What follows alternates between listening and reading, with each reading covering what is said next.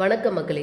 இந்த பதிவில் நாம் பார்க்க போகிறது விநாயகருக்கு ஏன் அருகம்புல் ரொம்ப முக்கியத்துவம் வாய்ந்தது அப்படின்றத பற்றி தான்.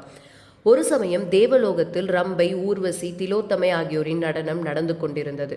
அப்போது திலோத்தமையின் அழகில் மயங்கிய யமதர்மர் தன்னுடைய மனைவியை தேடி அந்தபுரத்துக்கு போனார். யமதர்மர் போன போது அவருடைய உடலில் இருந்து வெளிப்பட்ட காமாக்னி ஓர் அசுரனாக மாறியது. அந்த அசுரனுடைய உடம்பிலிருந்து அக்னியை விட அதிபயங்கரமான வெப்பம் வெளிப்பட்டது. அதனால் அவன் அனலாசுரன் என்று அழைக்கப்பட்டான். அனலாசுரன் போன இடத்தில் எல்லாம் பற்றி எரிந்தது. அவனுடைய தந்தையை தவிர தேவர்கள், முனிவர்கள், மனிதர்கள் என்று மூவுலகில் உள்ளோரையும் தன் அரக்க செயல்களால் வாட்டி வதைத்தான் அனலாசுரன். அக்னி தேவரும் அவன் அருகில் நெருங்க முடியாமல் பயந்து ஓடினார்.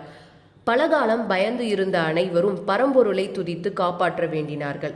அப்போது ஆணைமுகன் ஓர் அந்தணர் வடிவில் அவர்களிடையே தோன்றி அவர்களுக்கு அபயமளித்தார். அதே அந்தணர் வடிவோடு அனலாசுரனை தேடி போனவர் அவனை கண்டதும் தன் சுய உருவை எடுத்தார். விநாயகரை எதிர்க்க வந்த அனலாசுரனை தன் தும்பிக்கையால் தூக்கி தன் வாயில் போட்டு விழுங்கினார் விநாயகர். அனலாசுரன் அழிந்தான் என்று அனைவரும் மகிழ்ந்த வேளையில் வேறு ஆபத்து ஒன்று ஆரம்பமானது. பிள்ளையாரின் வயிற்றுக்குள் அனலாசுரன் சென்ற சில நொடிகளில் எங்கும் உஷ்ணம் பரவியது. அதை தாங்க முடியாமல் அக்னி தேவரே அலறினார். வெப்பம் நொடிக்கு நொடி கூடிக்கொண்டே போக தேவர்கள் தவிக்க தொடங்கினார்கள்.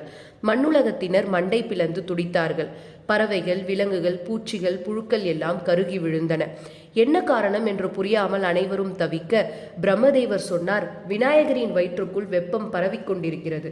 அகில உலகமும் அவரது வயிற்றுக்குள் அடக்கம் என்பதால் அந்த உஷ்ணம் உலகையும் வாட்டுகிறது. விநாயகரின் மேனி குளிர்ந்தால்தான் இந்த வெப்பம் நீங்கும். பிரம்மதேவர் சொன்னதை கேட்டதும் கணபதியின் உடல் உஷ்ணத்தை குறிக்க ஆளாளுக்கென்று ஒரு வழியை தேடினர். குடம் குடமாக பாலை ஊற்றினார்கள். அக்னி தேவரோ கிட்டே போனால் எங்கே எரிந்து விடுவோமோ என பயந்து பதுங்கினார். இப்படி ஒவ்வொருவரும் ஒவ்வொரு விதமாக முயற்சித்தும் அனலாசுரன் ஏற்படுத்திய வெப்பத்தை எவராலும் தணிக்க முடியவில்லை. அந்த சமயத்தில் உலகத்திலும் உள்ள முனிவர்கள் அனைவரும் வந்தார்கள். விநாயகரை வணங்கிவிட்டு ஒவ்வொருவரும் 21 அருகம்புற்களால் அவரை அர்ச்சித்தார்கள். முதல் அருகு பட்டதுமே குளிரத் தொடங்கிய கணபதியின் உடல் வெப்பம் முனிவர்கள் எல்லோரும் அர்ச்சித்து முடித்த உடனே முழுமையாக தணிந்தது. அப்போது கணபதி, உங்கள் அனைவரது உபச்சாரங்களை விட பெரியது அருகம்புல்லால் எனக்கு செய்யும் உபச்சாரம்தான்.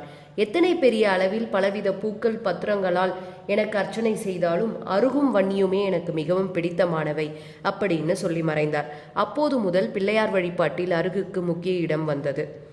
இந்த பதிவு உங்களுக்கு பிடிச்சிருந்தால் லைக் பண்ணுங்கள். மேலும் தகவல்களுக்கு சப்ஸ்கிரைப் பண்ணுங்கள். நன்றி.